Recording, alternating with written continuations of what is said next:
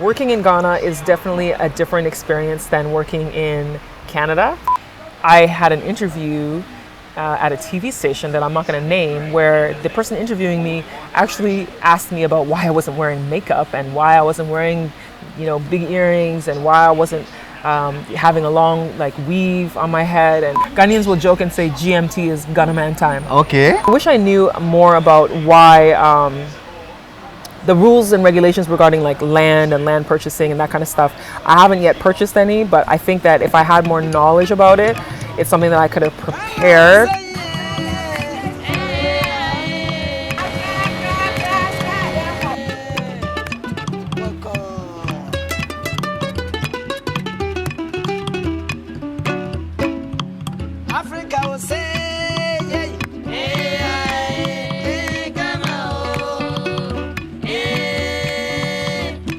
Hi guys, welcome to my YouTube channel. It is another homecoming episode, and today I have a lovely person with us who is going to be taking me through her Ghana experience and sharing her whole Ghana experience with me. She is called Ivy, and I'll leave the rest for her to introduce herself, tell us more about who she is and what she does in Ghana. My name is Ivy Prosper, and presently I work as the social media manager at the Year of Return, Beyond the Return with Ghana Tourism Authority. I also have a YouTube channel, which is simply Ivy Prosper. And so I create content for that, and I do some consulting and creating content for other publications. I heard a lot. She said she works for the Ministry of Tourism, right? The Ghana Tourism Authority, which is under the Ministry of Tourism. How does it feel like working? First of all, are you a Ghanaian? Yes, I was born in Ghana, raised in Canada. You were born in Ghana, raised in Canada? Yes. So, are you a Ghanaian? Yes, I'm a Ghanaian, but I'm also a Canadian. I have both passports. Okay. So right now, do you consider yourself Ghanaian or Canadian? I consider myself Ghanaian by birth and culture, Canadian by naturalization, if that makes sense. And how long have you been living out of Ghana? Well, we left, I'm not going to answer how many years, but we left just before I was 2. Oh, okay. Someone doesn't want to mention their age right now. But how does it feel like being back in Ghana, and working in Ghana as well, because you work now in Ghana, you have a job. So what does it feel like being back and having a good job? Well, being in Ghana, when I came, I first came, let me first say this. When I first came, 2011, it wasn't my first time here, but it was my first time coming and staying for a long period of time and working. So 2011, I stayed until 2013. I was initially working at a high school, SOS College, and then I ended up being the host. They call it presenter in Ghana and the UK, but Canadians and Americans say host, TV host, of a program called the Maternal Health Channel TV series. I loved that. I absolutely loved that job.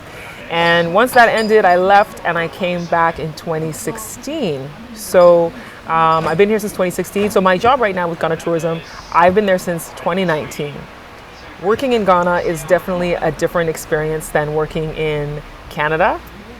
And time is, I will say, Ghanaians is fluid. So my people, can you hear that? We are fluid. Okay, I want to hear more. When I say fluid, I mean working in Canada, and this is like for my American friends too, it is something where time is important. If you're supposed to start work at 9, you're supposed to start work at 9, and people are usually there a few minutes early. Or if you are, meeting some people, if there's an event, you actually are there for the time it's supposed to be. But in Ghana, it's like if someone says 7 o'clock, the program is probably not starting for another 2 hours. Are you trying to say Ghana has their own time and their own clock? I agree. Yes, Oh. I think so. Like Ghanaians will joke and say GMT is Ghana Man time. Okay, my people. So the hard part about working here is time, because the whole concept of time is money, I feel like it almost doesn't apply here, and it should. So that's one of the things I have the biggest challenges with is time. What did it take for you to get a job in Ghana? Because I know some people are back in Ghana, returning home to do stuff, but then settling in and getting a job is not as easy. So how was it for you? Getting a job in Ghana, it's not easy. I'll say that. I've had the two experiences of easy and difficult. So when I first came, when I mentioned I came in 2011, I easily was offered the job at SOS College through networking. And I mean, it wasn't like intentional networking. I was at a birthday party, met the principal, ended up going to the school the following Monday, and then I was interviewed and offered the position. But and the TV series, I was networking, met the producer, and then he contacted me later saying that he had this position available that he wanted me to fill, and so that's how I got that. So that initial experience in Ghana, it was a lot easier for me finding work. The next period of coming to Ghana, 2016, it was not. So when I came, I had some potential opportunities. There was one particular TV station where there was someone there I had been connecting with about possibly working there. So that was like my strong lead. And then unfortunately, that station got bought out by another station. I'm not naming it, but so everybody was kind of reshuffled around. Some people were no longer there. And so then I was like starting from scratch trying to find something. So at that time, it took me about, I got a fly came in my ear. Now it's, so at that time, it took me about 5 months to find a job when I was looking for work. And looking back, I wish that I would have spent more time exploring more entrepreneurial opportunities rather than spending a lot of time trying to find a job. Because one of the things that people have to be aware of is finding work in Ghana is very difficult, and also the salary expectations are going to be completely different than what you will know in America, Canada, UK, whatever it may be. What you're getting paid per month here will be significantly less than what you're used to getting paid, unless you got a contract with, like, you know, there's a lot of tech companies that pay people similar salaries as to what they will be getting in the US or, you know, Canada, Europe, UK.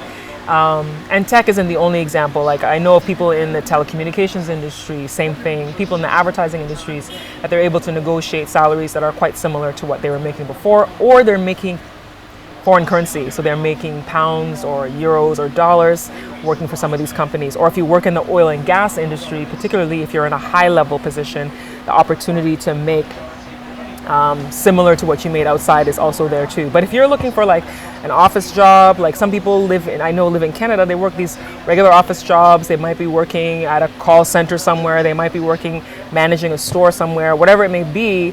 The salary that you're getting there is going to be a lot more than you would get when you come here. So you have to be willing to flex. It's like a give and take.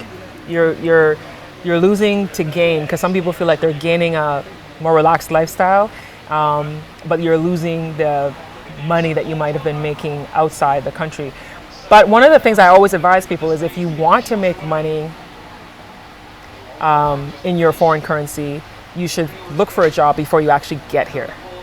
Look for a job that is based in Ghana or Ghanaian-based jobs. If you're looking for a job that's based in Ghana and you haven't come yet, I suggest looking before you come. So for instance, I knew somebody in the UK who ended up working in Ghana in education. She was being paid in British pounds because she negotiated before she came. Because basically that means they're recruiting you to leave your country and come here to work. So when you do that, you have more negotiating power. So I suggest, like, if that's what you want to do, negotiating before you get here.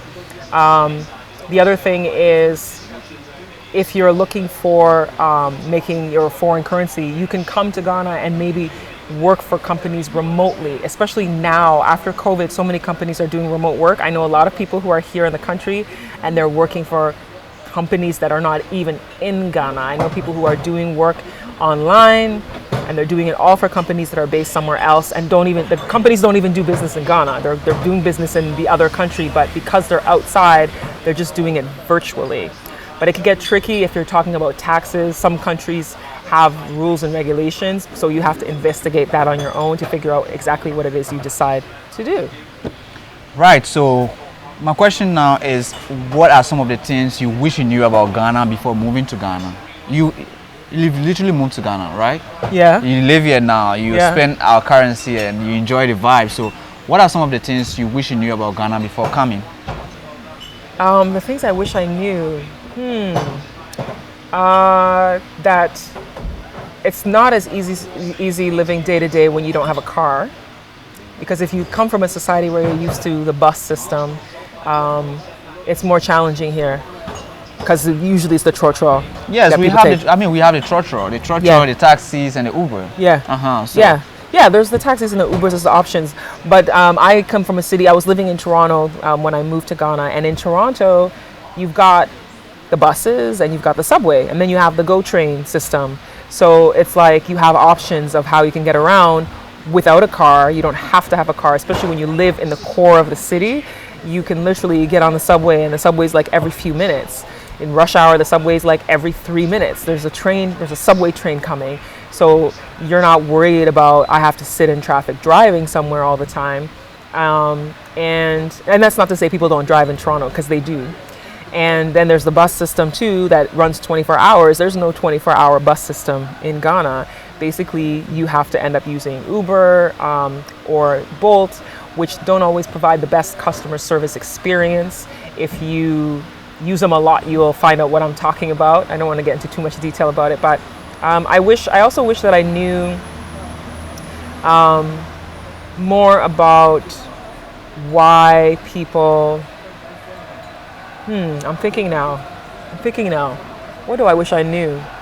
Oh, I wish I knew more about why the rules and regulations regarding like land and land purchasing and that kind of stuff. I haven't yet purchased any, but I think that if I had more knowledge about it, it's something that I could have prepared. And maybe be at the point that I'm ready to buy something right now. So I think that if you're looking long term, because renting in Ghana can be very expensive, especially because a lot of these landlords ask you for a full year up front or 2 years up front. I think that if you're planning to come, it's important that you have money saved. So I wish I knew how much it was going to cost me to maintain the lifestyle that I had in Canada, in Ghana, that was going to cost me a lot. And I would have tried to save more money. And I may not have come when I did. I may have waited another year before I came, because that would have given me more time to save more money. Because during that 5 months that I was job hunting, I had no money coming in. I spent all my savings. So, yes. Okay. Yeah, so I advise people to have at least a year's, if you can have 6 months to a year's worth of money saved before you come, that's perfect. Yeah. Does that mean that if the person is not financially ready in terms of that period of time, they shouldn't visit Ghana? You can visit. But if you're not ready financially, I would say don't come. That's the truth. If you're not ready financially, because if you're coming to look for a job, or if you're coming to start a business, you have to know that you have to have money. Because if you don't have a job and you're coming to look, you've got to have money to live off of during that time you're looking for a job. And if you're starting a business, everybody knows when you start a business, the first 1 to 5 years of your business, you might operate at a loss, losing money, but you are pushing through, because you know after that 5th year, you may start to see your profits, you start to see growth, and eventually within a long term, your business grows. But you have to survive that really difficult period of the first 1 to 5 years. And if you don't have money or a plan, you will collapse. I met a lot of people who've been here over the years and stayed a few years, things went rough, and then they left and never came back. You know, I know someone who said he was gonna go and come back, but he never came back because he was like, why bother? It was just too much of an effort, too much of a loss. And the whole thing of, if you're running your own business, one thing to know is people in Ghana, and I'm not faulting them for this because I blame this largely on the education system. There's a lot of people whose work ethic is tied to the leader being there all the time. So if you're starting a business, and when I say that, it's, for example, if you're in school and your teacher's in the room all the time, you may behave and do your best when the teacher's in the room. And when the teacher leaves the room, you may not be acting the way you're supposed to or doing the things you're supposed to. So you grow up with that mindset. And then when you're in the workforce, you perform well when the owner is there, and when the owner's not around, you relax and you don't do your best. Now, I'm not saying that doesn't happen in Canada and the US, because yes, it happens where the boss isn't around and people are a little bit more laid back, but I find that here it's even like 10 times, 100 times more laid back when the owner or a manager is not around. So know that if you're starting a business, you will invest a lot of your time making sure the business goes well, and you have to be here, or you have to have somebody you completely trust to do what you would do to operate the business. What has working in Ghana as a female been like, and what do you think about Ghana and gender?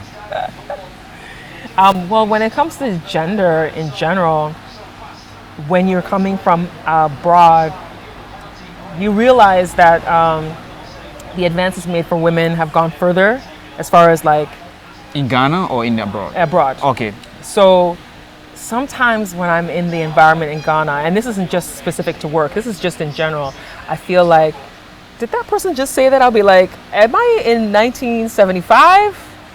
Like, you just look around like you're just not used to these things.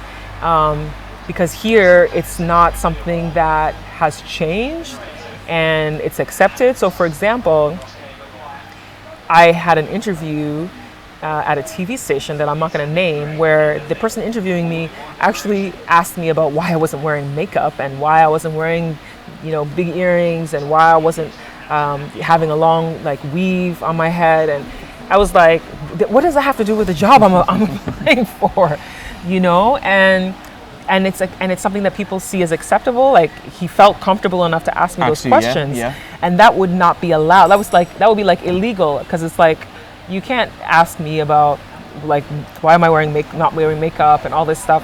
And the other thing is, there's a lot of men in environments where they approach you like you are a object of their desire, when it's supposed to be a formal working kind of thing.